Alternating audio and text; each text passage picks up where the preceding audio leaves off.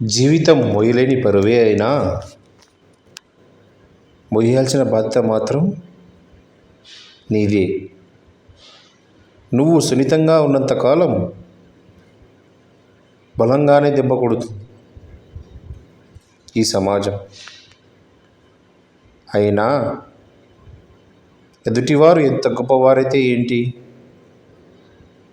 తప్పు నీది కానప్పుడు తల వంచాల్సిన పని ఏంటి? ఆలోచించండి. జీవితంలో కన్నీటి కథలన్నీ మనసులోనే దాచుకోండి. మనిషిగా బ్రతకాలి అంటే అప్పుడప్పుడు మనసు చంపుకోక తప్పదు. జరగాల్సింది జరిగిపోయాక ఎలా అయిందో ఆరాలు తీయకుండా ఏం చెయ్యాలో ముందు అది ఆలోచించు. పడిపోవడం తప్పు కాదు, అలాగే లేవడం పెద్ద గొప్ప కాదు. నిన్ను పడతోసిన వాడి పని పట్టకపోవడమే నీ తప్పు.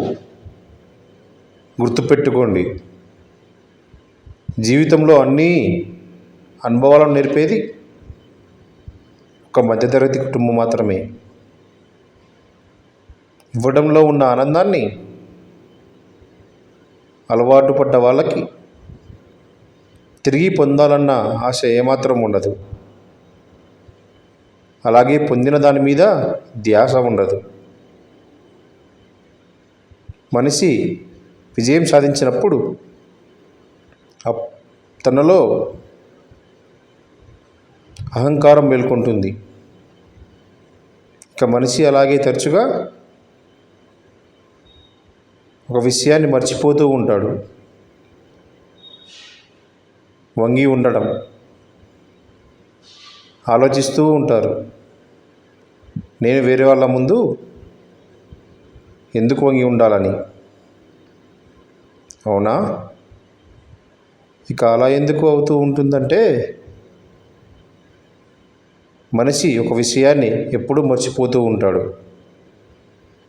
ఈ జీవితంలో తాను ఏదైతే పొందాడో అది వంగి పొందాడు అని.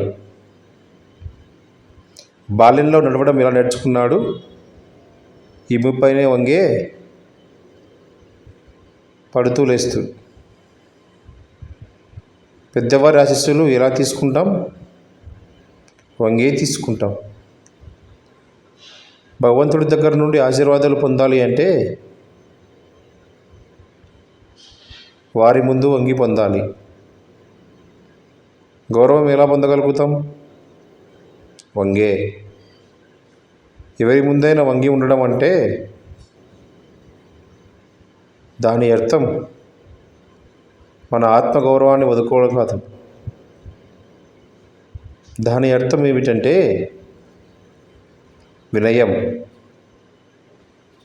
గుర్తుంచుకోండి,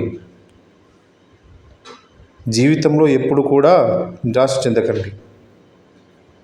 బలహీనమైనవి కేవలం నీ పరిస్థితులు మాత్రమే,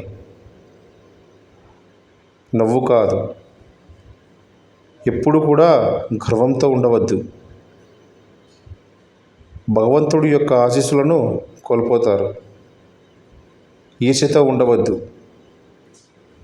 స్నేహితులను కోల్పోతారు. కోపంతో ఉండవద్దు. మిమ్మల్ని మీరే కోల్పోతారు. అర్థమైందనుకుంటా. ఎక్కడైతే వెలుగు ఉంటుందో అక్కడ ఖచ్చితంగా నీడ కూడా ఉంటుంది. ఎక్కడైతే కష్టాలు ఉంటాయో అక్కడ సుఖం కూడా ఖచ్చితంగా ఉంటాయి. ఎక్కడైతే నిన్ను హేళన చేశారో అక్కడ నిన్ను నువ్వు నిరూపించుకో. ఎక్కడైతే నిన్ను తక్కువ అంచనా వేశారో అక్కడే నువ్వు గెలిచి చూపించు. నిన్ను చూసి హేళన చేసిన వారు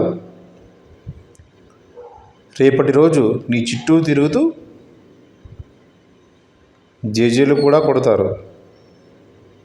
జీవితంలో విజయాన్ని సాధించాలి అనుకునేవారు ఈ 2 లక్షణాలు ఖచ్చితంగా కలిగి ఉండాలి. మొదటిది, నిశ్శబ్దం. ఇక రెండవది చిరునవ్వు. రహస్యాన్ని మంచి స్నేహితులుంటూ ఎవరూ ఉండరు. అది నోటి నుండి బయటపడ్డ మరుక్షణం ఊరంతా స్నేహితులే. పూజలు చేస్తే భగవంతుడు వరాలు ఇస్తాడో లేదో పక్కన పెడితే, నువ్వు ఏం చేయకుండా భగవంతుడు నీకు ఇచ్చింది ఏంటో తెలుసా? నీ జీవితం. దాన్ని బాధ్యతగా పూర్తి చేయి. జీవితంలో ఎందుకు ఓడిపోతున్నావు అని తెలిస్తేనే ఎలా గెలవాలో అర్థమవుతుంది. ఈరోజు చేయవలసింది రేపు చేద్దామని వాయిదా వేయడం మనం చేసే అతిపెద్ద తప్పు. ఎదుటివాడి స్థాయిని బట్టి మాట్లాడేవాడి కన్నా ఏ స్థాయిలో ఉన్నా ఒకేలా మాట్లాడేవాడు అత్యంత గొప్పవాడు.